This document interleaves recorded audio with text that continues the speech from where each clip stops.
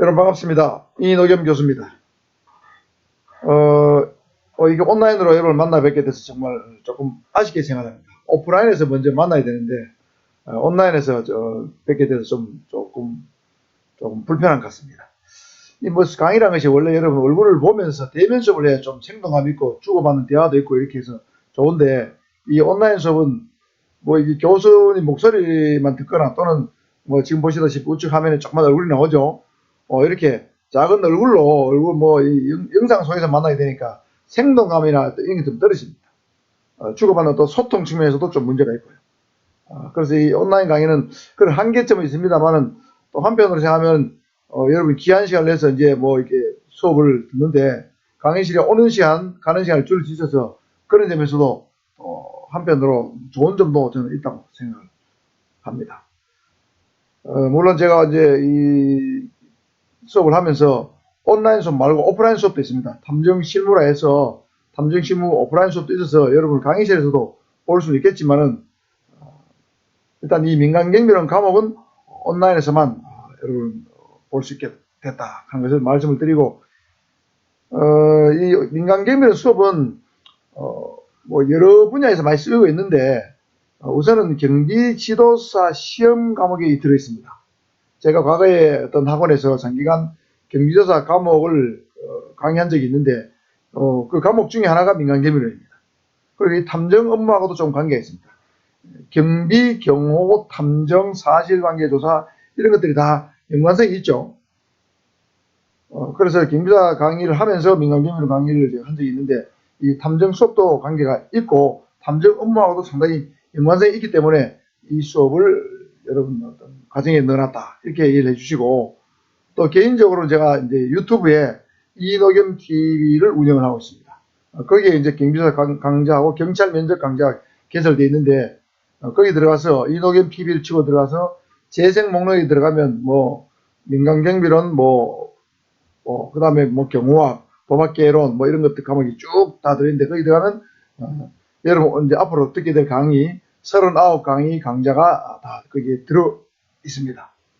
혹시 경비사 자격증을 취득하고 싶은 분들은 유튜브에 들어가서 제 경비사 강의를 들으셔도 됩니다. 다 무료입니다. 무료로 제가 장기간에 걸쳐서 그걸 만들어놨기 때문에 그걸 보셔도 충분하고, 가끔 저한테 이제 이 유튜브 강의를 본 학생들이 저한테 뭐 전화를 해서 질문하는 사람도 있고, 또 교재를 어떻게 구입하면 되느냐 질문하는 학생도 있고, 뭐 이렇게 여러 가지로 묻는 학생들이 많이 있습니다. 그래서 어쨌든 이 경비사 과목하고 관계가 있고 탐정도 관계가 있다 하는 것을 말씀드리고, 세 번째 내용은 조금 이따 다시 말씀을 드리겠습니다.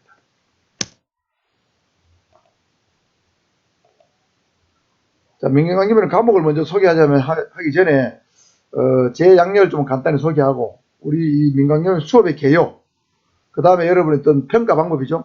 소위 말해서 이제 시험 치는 방법, 여러분 점수를 주는 방법에 대해서 좀 설명을 드리고, 이 과목이 왜 필요한지, 어떤 뭐 유용한 점이 있는지 이런 것도 좀 아울러 말씀을 드리고, 그 다음에 전체 민간경비론 과목 전체가 어떻게 구성되어 있는지 이렇게 5파트로 나눠서 한번 첫 시간은 설명을 드리도록 하겠습니다. 저를 먼저 소개하자면 저는 경찰대학 법학과를 졸업을 했습니다. 85년도 4월 9일에 제가 졸업을 했습니다. 그리고 경위로 임용이 돼서 경북경찰청에 제일 처음 갔는데 3.18 전투경찰 때는 울릉도에 있는 전투경찰대입니다. 간첩 침투를 방지하기 위해서 만든 부대입니다. 3.18 전투경찰대에서 소대장으로 1년간 제가 근무를 했습니다. 그래서 울릉도에서 봄, 여름, 가을, 겨울을 4개를 다 겪어봤습니다. 울릉도의 4개는 정말 아름답습니다. 그리고 1년을 마치고 경상북도 경산에 있는 경북기동대에서 또 소대장으로 1년을 근무를 했습니다. 경찰대학 졸업생들은 전투경찰대 소장 1년, 기동대 소장 1년을 마치면 군복무를 대신하는 걸로 법령에 적혀있기 때문에 저는 이 두 가지 업무를 하면서 군복무를 마쳤습니다. 그리고 이제 경감이 돼서 스페인의 마드리드 대학 부설 범죄학 연구소가 있는데 거기에 91년도부터 93년도까지 2년간 국비연수를 다녀온 적이 있습니다. 그 이후에 이제 경북경찰청의 외근감독관, 경북경찰청 산하경찰서의 경비과장, 안동경찰서 방범순찰대장 등을 역임을 한 바가 있습니다. 제 고향이 바로 경북 안동입니다. 한국 정신문화의 수도죠. 제 고향에서 방범순찰대장을 한 적이 있습니다. 이때도 여기까지 이제 경감이죠. 그리고 이제 경찰대학에 지원해서 경찰대학 교육계, 기획계, 이때도 경감입니다. 기획계에서 근무를 한 적이 있습니다. 그리고 이제 승진을 해서 부산경찰청의 생활안전과 수사과에도 근무를 했고, 부산경찰 산하의 경찰서의 경비과장, 교통과장, 수사과장, 형사과장을 역임을 했는데 주로 수사 형사과장을 많이 했습니다. 수사 형사에 조금 특화되어 있다 이래 보시면 되고, 제 경과도 경찰학에 보면 경과가 있는데 일반 경과, 수사 경과, 뭐 특수 경과 이런 게 있는데 저는 경과도 수사 경과를 갖고 있었습니다. 그리고 이제 2010년도에 제가 경찰에서 퇴직을 해서 퇴직하고 하루도 안 쉬고 한국경찰학원이 서면에 있는데 서면에 형소법 전임 강사로 강의를 했고, 또 순경 면접 전임 강사로, 경비조사 전임 강사로 제가 근무를 했습니다. 지금 이제 순경 면접 전임 강사는 지금도 계속 하고 있습니다. 그 다음에 2018년부터 부산경상대에서 겸임교수로 지금까지 하고 있는데 주로 뭐 여러 가지 과목을 했지만 수사, 경찰학, 경비요법, 뭐 탐정실무, 탐정학 개론 뭐 이런 것들을 주로 강의를 해오고 있습니다. 아울러 부산, 경남, 경북, 대구 경찰청, 청원경찰 신임교육 외래 강사로도 활동하고 있습니다.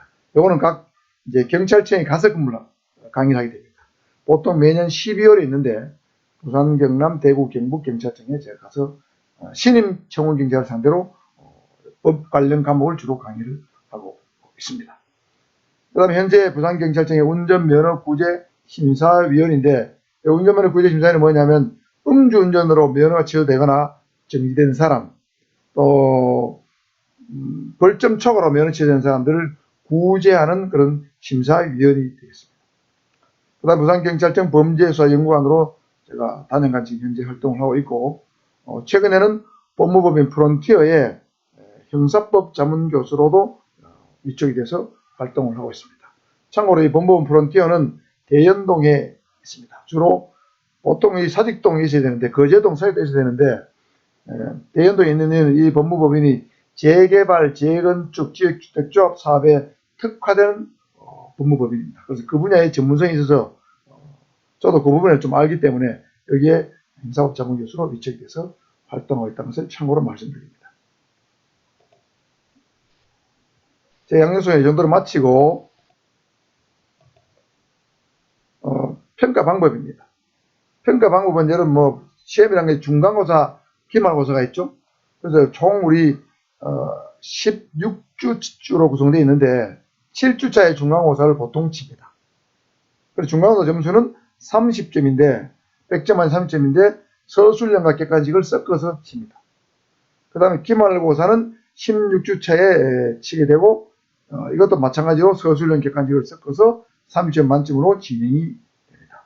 아마도 여러분이 시험에 대해서 굉장히 부담을 갖고 있을 걸로 생각이 드는데 여러분 이제 때처로 뭐 운동을 하셨거나 또는 뭐 나이가 좀 드셨거나 뭐 사회생활을 제업하신 분들이 이 탐정학과에 지원을 하기 때문에 시험의 부담을 저는 뭐 줄여주기 위해서 가능하면 시험 직전에 뭐 시험 예상 문제를 이렇게 됩니까? 예상 문제 같은 걸 조금 추려서 여러분이 미리 좀 나눠주고 여러분이 학습을 한 다음에 시험을 치도록 하는 방식을 취하고 있습니다. 왜냐하면 제가 강의한 걸 여러분 100% 이해한다고 볼 수 없지 않습니까? 또 이해하고 암기하는 것도 어렵고 또 나이도 있기 때문에 그래서 강의를 하지만 여러분이 그거를 다시 한 번 더 머릿속에 숙지하고 익히고 자기 걸로 만드는 어떤 과정이 더 중요하다 생각이 들어서 저는 미리 시험 예상 문제를 좀 드리고 그 다음에 시험을 한번 침으로써 여러분 내리 각인이 되는 그런 것이 좋겠다 이런 생각이 들어서 그런 방식으로 시험을 운영을 할까 합니다. 그 다음에 수업 태도하고 출제 점수가 있는데 이 수업 태도는 오프라인 수업 같으면 뭐 수업에 참가하는 태도, 적극성, 답변의 정확성, 뭐 이런 것들을 집중도 이런 걸 평가하면 되는데 온라인 수업은 그게 안 되지 않습니까? 그래서 이 수업 태도는 온라인 수업에서 매길 수 없기 때문에 이 출석 점수하고 연동해서 제가 평가를 합니다. 그래서 이 출석 점수는 1점 만점인데 이 출석 점수가 높으면 수업 태도도 높게 줄 겁니다. 그래 결국에는 이 출석 점수가 2점이 아니고 40점으로 여러분 이해하셔야 돼요.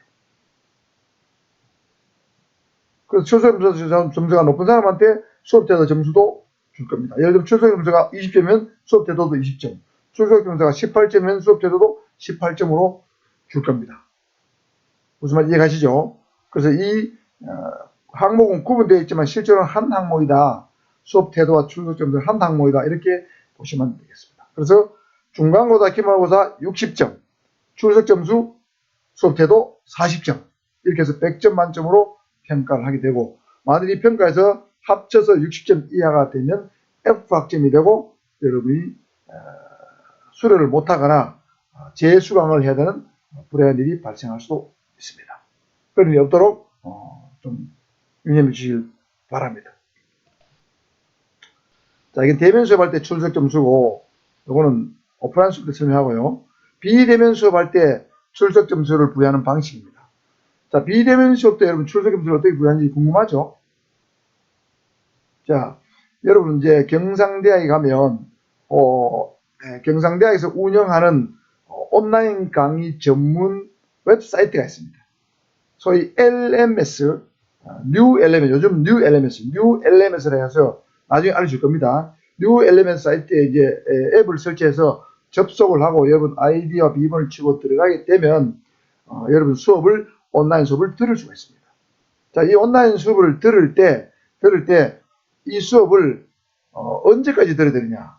자, 여러분 예를 들면 3월에 개강을 하게 되면 3월 초에 개강을 하게 되면 예를 들면 금요일 토요일 수업 있지 않습니까? 금요일 토요일 수업인데 금토 수업인 경우에는 예를 들면 금요일 수업인 경우에는 다음 주 목요일 자정까지 여러분 온라인 강의를 수강을 해야 됩니다. 완료해야 됩니다. 수강 기한이죠. 토요일 수업의 경우에는 다음 주 금요일 자정까지 수강을 해야 되는데 이 온라인 수업은 뭐 금요일이다 토요일이다 구분이 없습니다. 그러니까 예를 들면 이제 여러분 뉴 LMS에 들어가게 되면 이 온라인 수업은 예를 들면 민간개별 1강은 언제까지 수강해라고 뜹니다. 그러면 수강하라 그 날짜까지 여러분 수업을 들어야 돼요. 그 다음에 들으면 여러분 지각이 되거나 미수강이 될 수도 있습니다. 이해가시죠? 그래서 뉴 LMS에 들어가서 언제까지 요 강의를 들으라, 1강은 언제까지, 2강은 언제까지, 3강은 언제까지 들어가는 그 시기 안에 여러분이 다 100% 수강 완료해야 출석 점수가 20점이 된다는 얘기입니다. 20점이 되고 여기서 20점을 받게 되면 제가 수업 태도도 20점을 준다. 이런 뜻입니다. 이해가죠? 그 다음에 수강할 때 여러분 뭐 시간이 촉박하다 해가지고 뭐 1.5배속, 2배속을 놓고 듣는 사람이 있어요. 그런 사람들은 수강을 인정해 줍니다. 이 LMS 시스템이 그런 경우에는 미수강으로 인식해 버립니다. 그러니까 그런 건 들어도 소용이 없죠. 그래서 정석 수강만 인정됩니다. 1배수 정석 수강만 인정해 준다. 그 다음에 처음부터 듣기 시작하다가 95%좀 들은 다음에는 뭐 바쁘다는 핑계로 또 뭐 집안일 난다는 핑계로 그냥 이게 종료를 누른 사람이 있어요. 그런 경우에도 여러분 100% 수강이 안 되고 1회 지각으로 처리됩니다. 1회 시스템상.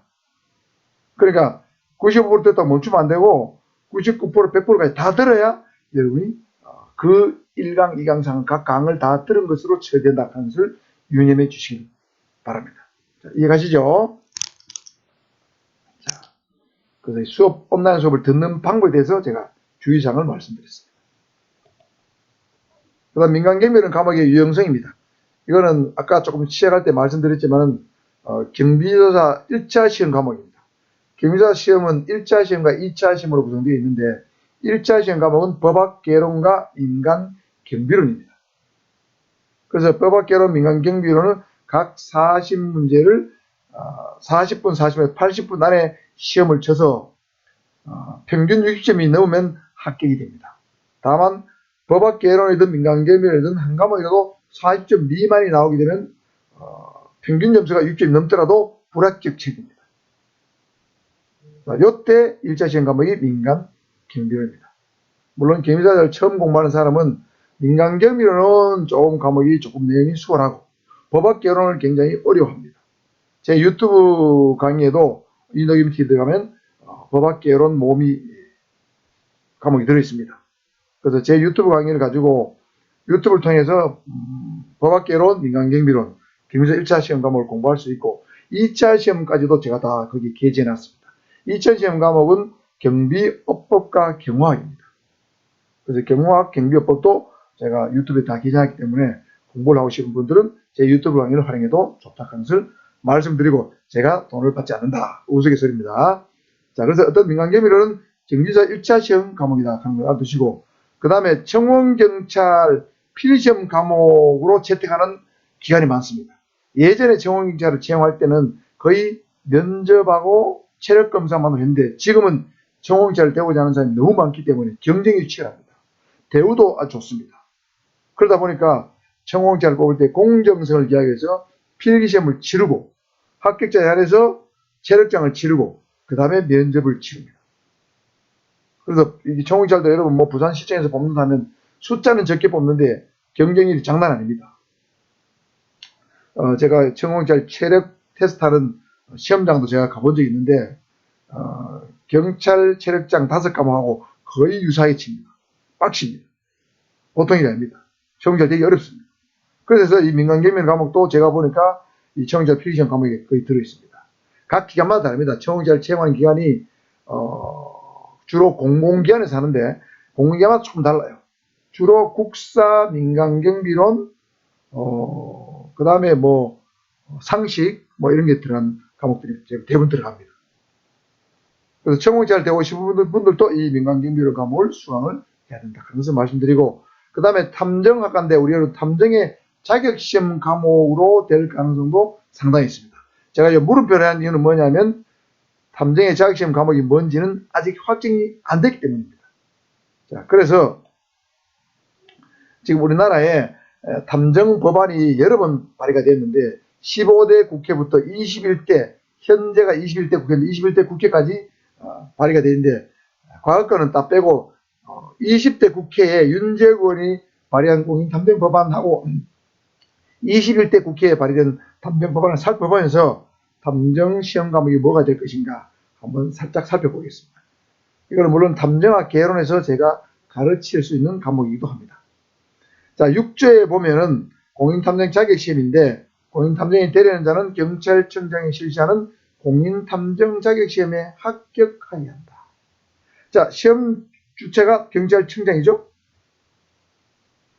자, 5항에 보면 제1항, 2항에 따른 시험의 응시 자격, 시험 시기, 시험 과목, 시험 방법에 관한 사항은 대통령령으로 정한다. 이렇게 있습니다. 시험 과목은 대통령령으로 정한다.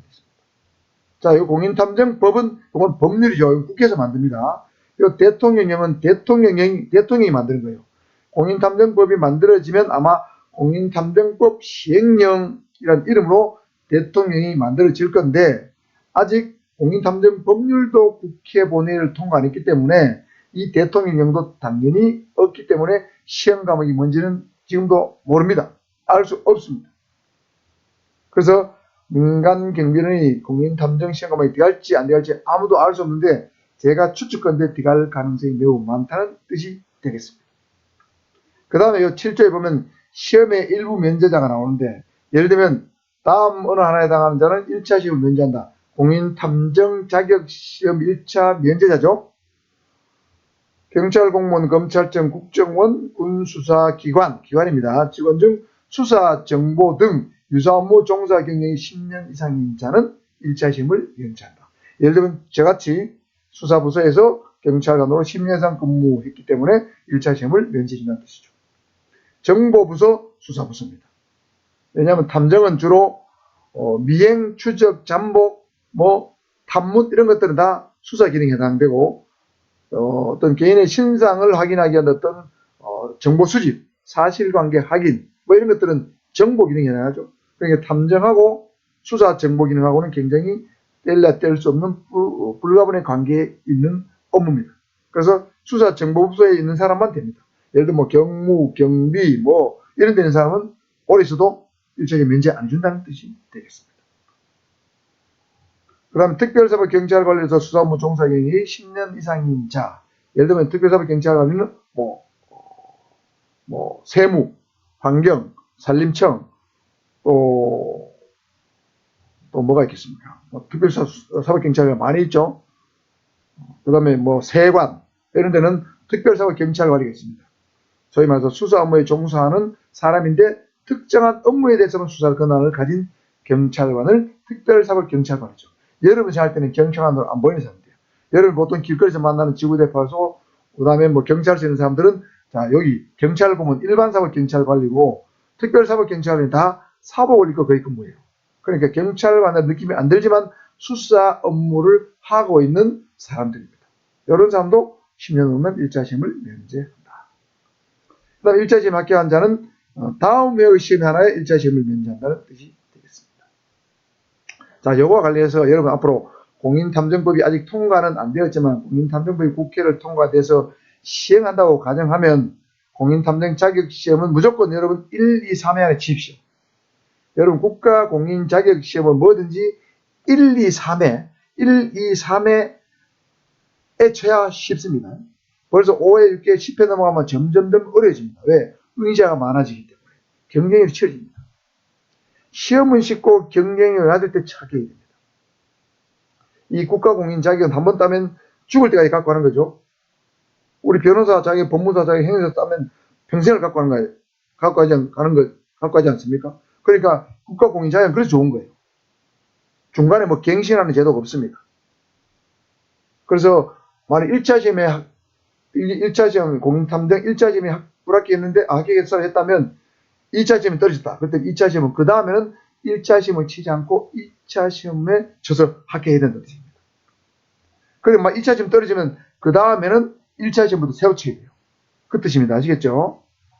경비지도 시험하고 똑같습니다. 방식이.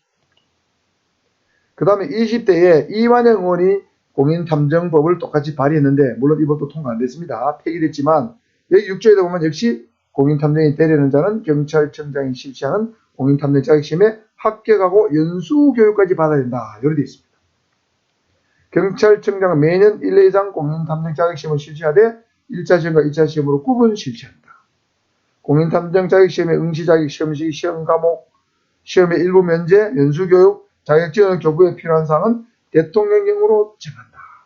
역시 법률이 통과 안 됐으니까 대통령령도 현재는 없습니다. 자, 여기 보면 자격증인 교부란 말이 나오는데 제가 경비사 자격증을 치르겠다고 그랬죠. 그래서 참고로 제가 이게 영상을 한번 보여드리겠죠. 제가 갖고 있는 경비사 자격증입니다. 화면이 잘 보일까 모르겠는데 이렇게 해야 되네요. 경비사 자격증 돼 있죠. 보면 제일 밑에 보면 경찰청장이라는 게 보이죠? 이 자격증의 교부권자는 경찰청장이다 이런 뜻입니다. 그래서 공인탐정법이 만일 통과되게 되면 만약에 이게 이제 이완영 의원이나 윤재욱 의원처럼 의원의 법안이 통과되게 되면 자격증의 발급권자는 경찰청장이 된다 이런 뜻이 되겠습니다. 이해가시죠? 자, 그 다음 자. 이명수 의원의 탐정업 관리에 관한 법률, 줄여서 그냥 탐정업법을 하겠습니다. 이것도 물론 통과 안 됐습니다. 2021년도 11월 달에 발의가 됐습니다. 여기 같이 공동 발의한 국회의원 숫자가 13명 있죠? 이명수 대표 발의했고, 강기훈, 김희국, 성일종, 최영두, 정의용, 홍문표, 추경호, 박덕금, 윤상현, 허은하, 조경태, 김영동. 이렇게까지 이제 13명의, 제가 조사를 해보니까 전부 다 공교롭게도 국민의힘 국회의원들하고 국민의힘 국회의원들이 다 이렇게 발의를 했는데 제가 좀 아쉬운 것은 이 법안을 발의할 때 더불어민주당 국회의원도 좀 넣었으면 이 법안이 통과되기 더 쉬웠을 건데 더불어민주당 국회의원들이 안 들어갔어요. 여러분 알다시피 국힘하고 더불어민주당 항상 대립관계 있지 않습니까? 그런데 이 탐정업법은 여야를 가릴 게 없습니다. 국민의힘과 더불어민주당 가릴 게 없습니다.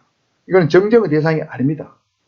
국민의 기본권을 보호하거나 어떤 이 탐정 수요를 필요하는 국민을 위해서 이 법을 만들어야 되기 때문에 그래서 OECD 선진국에서도 다 이 탐정 관련 법률이 통과돼서 시행이 되고 있습니다.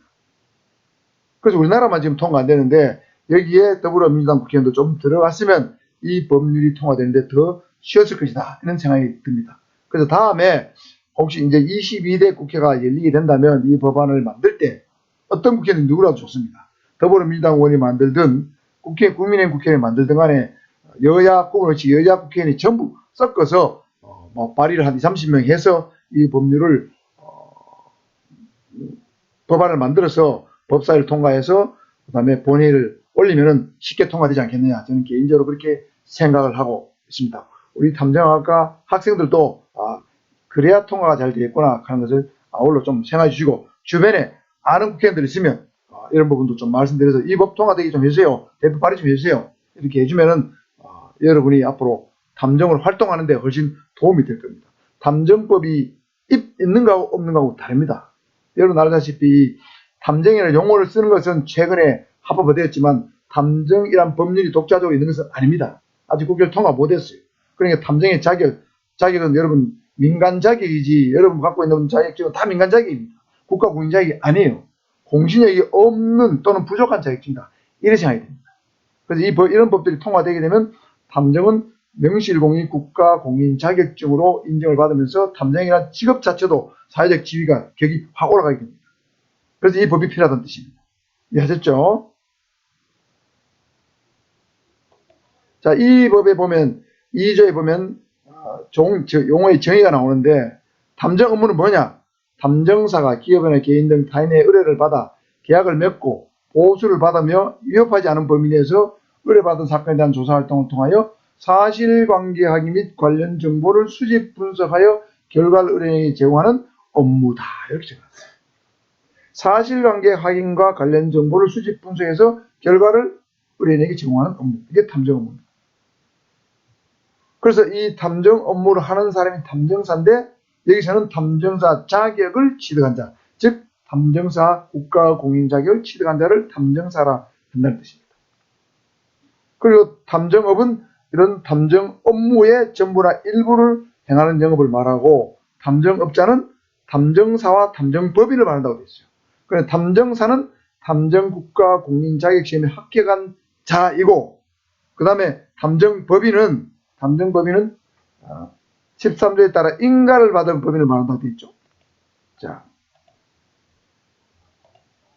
여기 보면 12조에 탐정법인 설립이죠. 탐정사는 탐정업을 조직적 전문적으로 수행해서 탐정법인을 설립할 수 있다 되어 있습니다. 13조는 없는데 13조에는 탐정법인을 설립할 때는 경찰청장의 인가를 받아야 한다고 되어 있습니다.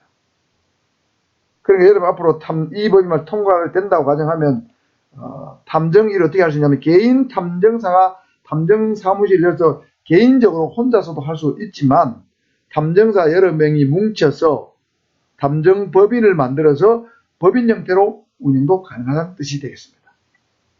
우리 변호사도 혼자 하는 개인 변호사가 있고 법무법인에 소속된 변호사가 있죠. 그런 거랑 똑같습니다. 그러니까 개인 탐정사와 탐정법인 소속 탐정사로 구분된다. 이렇게 보시면 되겠고요. 여기도 보면 6조에 보면 탐정사 자격시험은 경찰청장이 등록심사 결정하여 등록한 민간자격관리기관에서 실시하는 탐정사 자격시험 합격입니다. 자, 여기는 앞에 두 원이 발행과 좀 달라요. 여기는 경찰청장이 등록심사 결정하여 등록한 민간자격관리기관에서 실시하는 탐정자격시험이에요. 그래, 경찰청장이 자격시험을 실시하는 게 아니고 민간자격관리기관에서 탐정사 자격시험을 주관한다는 뜻입니다. 조금 다르게 되어 있죠. 이 자격관리기관이 뭐가 될지는 알 수가 없습니다. 그 다음에 시험 과목, 시험 시기는 역시 대통령령으로 정할 수 있다고 되어 있습니다. 그 다음에 7조에 보면 탐정사 자격제도 심의위원회를 두는데, 탐정사 자격제도과 관련해서 경찰청에 탐정사 자격제도 심의위원회를 둬서 탐정사 자격시험 과목, 문제 등 시험에 관한 사항을 심의하도록 되어 있습니다.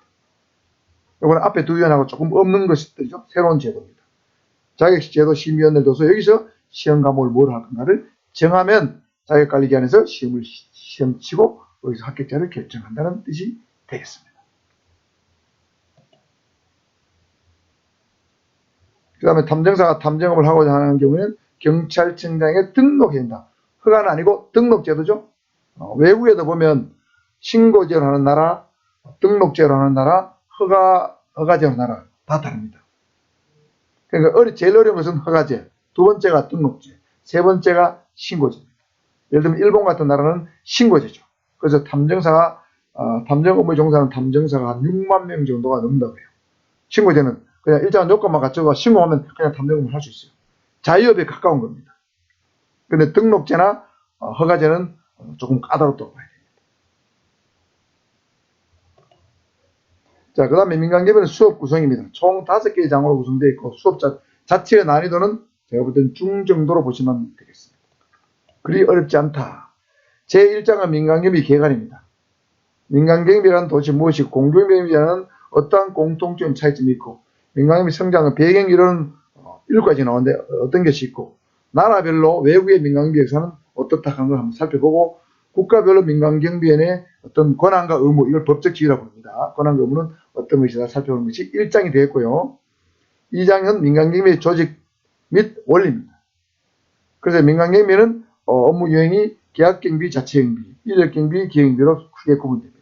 여러분 아파트 경비 같은 데는 보면 거의 다 계약경비죠. 외부 경비, 민간경비 업체에서 주로 경비원과 주택관리사를 파견해서 경비를 시키는 방식이죠. 거의 계약 95% 계약경비고 자체경비는 아주 소규모 아파트, 내지는 옛날부터 자체경비 해온 아파트, 예를 들면 입주자 대표회의에서 경비원을 직접 뽑고 그 경비원들 직접 지도 감독하고 4대 보험을 들어준 시스템이 바로 자체경비가 되겠습니다. 그 다음에 인력경비, 기획경비인데 인력경비가 제가 볼 때 한 90% 이상 되고 기획경비는 작죠. 우리 캡스, 셉콤 이런 것들 기획경비 업체가 되겠죠.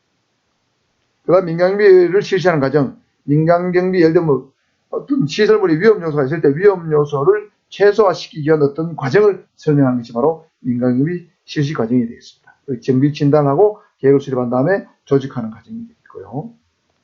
3장은 시설경비와 시설보호의 기본 원칙입니다. 시설경비, 시설보호를 어떻게 할 것인가. 그래서 외곽경비는 어떻게 하고 내부경비는 어떻게 하고 그 다음에 각종 재해 예방을 위해서 어떤 비상계획을 수립해야 되는지 그 다음에 각종 경비 업무 유형은 어떤 것이 있는지 위험관리 방법, 국가중요시설 경비, 금융, 판매, 의료, 숙박시설 경비 방법, 혼잡행사 경비. 이 대표적인 것이 여러분 이태원 참사 같은 것도 혼잡행사 경비를 잘 못해서 발생한 사태죠.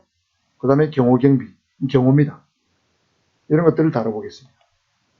4장은 컴퓨터 범죄 및 안전관리인데 컴퓨터 범죄는 일반인들 이야기 조금 어렵습니다. 나이 드신 분들 이야기 좀 어려운 게 있습니다. 여기도 좀 어렵지만은 제가 가능하면 쉽게 설명을 해보도록 하겠습니다. 그 다음에 마지막 5장입니다. 민간경비산업 과제와 전망인데 이 부분은 굉장히 쉽습니다.